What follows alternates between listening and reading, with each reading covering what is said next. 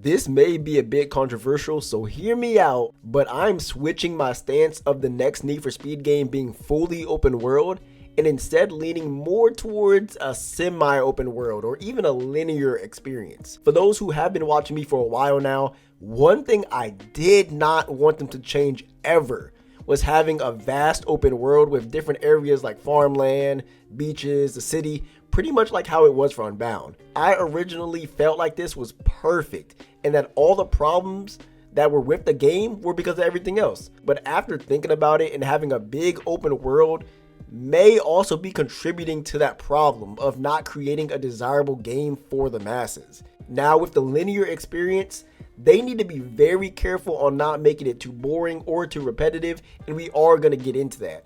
But for those who don't know what semi-open world is, think of God of War Ragnarok compared to something like GTA 5, right? While God of War does offer large areas that you can explore and open world like experiences within the main regions and the side quests and stuff like that, it's not a completely free roam environment like GTA where you can go anywhere at any time. I am leaning more towards this way of thinking from my previous way of having a full open world because this would stop the series from struggling with the open world formula. This could be described as falling into the trap of prioritizing map size over actual gameplay. While these open worlds can, initially impress and do look good, I'm not saying that Lakeshore and Palm City don't look amazing because they do. They frequently become repetitive and very shallow very quickly, with copy pasted environments, empty roads, a bunch of filler content that fails to really have players actually engage with the game. Maybe instead of focusing so much on these large worlds, we can have the devs focus on the small aspects that would really keep players from moving on to other video games or have them stop playing altogether. Over the last decade, the Need for Speed series has increasingly embraced fully open world maps, mirroring trends in broader gaming. However, unlike RPGs or sandbox games where exploration and side quests justify massive environments, racing games operate on a very linear and tighter gameplay loop. In many recent Need for Speed titles like Heat and Unbound, the open world, it feels like visual noise, if that makes sense. Yes, it's beautiful to look at. Once again, I'm not saying that it's not beautiful. They look amazing, but they're ultimately just devoid of interaction, real depth. Once the novelty of driving around wears off, players are left with underutilized areas and bloated driving distances between meaningful events like racing, drag, all that sort of stuff, right? Granted, yes, we do have fast travel now, but remember before the dev team actually started to do productive things and give proper updates, we did not have fast travel and we had to drive around everywhere, and it was one of the most annoying experiences because the map didn't have anything. There was nothing to keep us engaged while driving. Roads began to feel indistinguishable from each other, and a sense of adrenaline and flow that you get from playing a racing game in general is diluted because it's so dead and so boring. A linear or semi-open world design could cut through the blandness that could be felt, delivering streamlined, purposeful gameplay that puts the player in the driver's seat. A semi-open world design built around distinct themed districts would offer the Need for Speed franchise a much needed rework. Rather than committing to a single huge and bloated map filled with repetitive assets and diluted content, the devs could create smaller, highly curated regions, each designed to deliver a unique visual identity, tailored racing mechanics to that specific area, and context that would help the story actually progress through a narrative standpoint. Imagine a high-density urban zone optimized for circuit racing and police chases.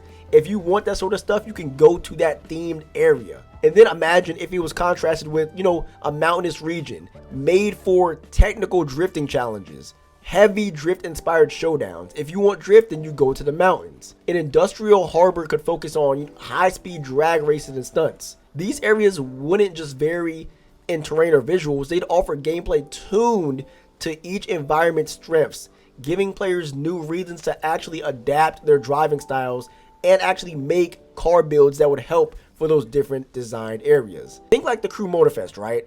They have different themed events, but instead of them all being on one map like how they are in Crew Motorfest currently, they're in different parts of the map. You would only focus on those activities and themes while participating. But while you are in that section, you can still do free roam things. Crucially, progression through these districts could be tied to story milestones or rival confrontations, making the unlocking of each zone feel actually earned and significant within the story. That's what we're missing currently in Unbound. Nothing feels significant. That's what we want, right? There are so many people in this community that desire for Need for Speed to give them the true feeling of risk and reward again, to make them feel like they have worked for something. This design not only prevents players from feeling fatigue by introducing new challenges and scenery, but also making the world feel more alive and reactive to what the player chooses to do. Games like Need for Speed Carbon previously had this with similar concepts, assigning rival crews and unique objectives to different territories. And they did it well. Don't get me wrong. Need for Speed Carbon is my favorite game of all time. They did it well. But with the modern hardware we have now, it makes it possible to elevate that idea into a fully realized gameplay structure. A district-based semi-open world strikes a compelling balance, delivering the sense of exploration players enjoy from open world, so that's not going away, while preserving the tight gameplay loop and creative focus that Need for Speed is known for anyway. Now, what about the polish of it, right? Would it look better than what we have now with Heat and Unbound, or would it look worse? Well, if you didn't know, performance and the polish of a video game often suffers in open world racing games, where limitations will force compromises in environmental detail, frame stability, and AI behavior.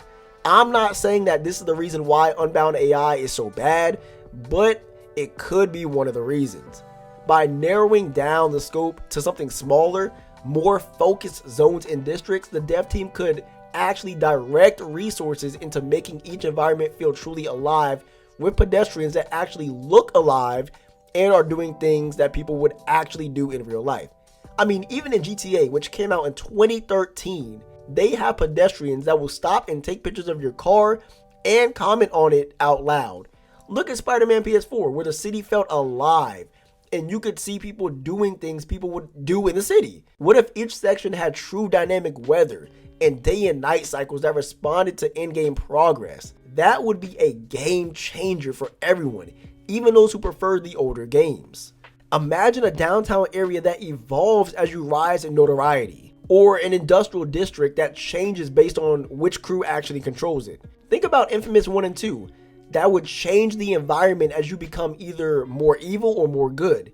These things have been around forever, and Need for Speed really needs to get with the program. If what it takes is for the open world to be cut in half, then so be it. This isn't just about better graphics, it's about feedback and how you interact in the world, something current open world Need for Speed games rarely deliver effectively. A more compact world could also enable smoother transitions between races and events, reducing downtime and keeping players locked into whatever activities they are doing. One of the worst parts of Unbound is that huge load time for literally anything you do.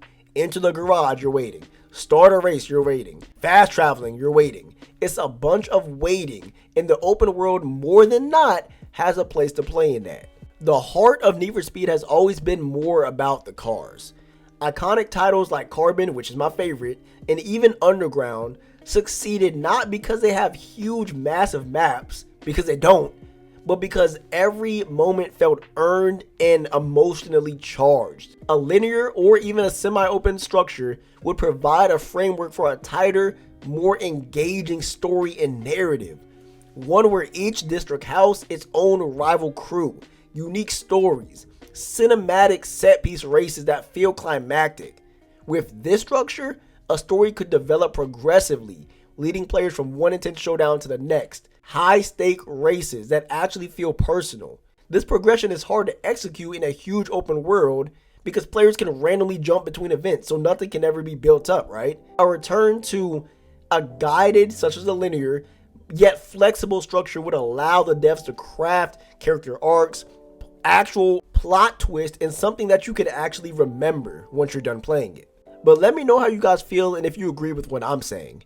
As always, I am trying to look for the best in the series and I want it to succeed in the best way possible.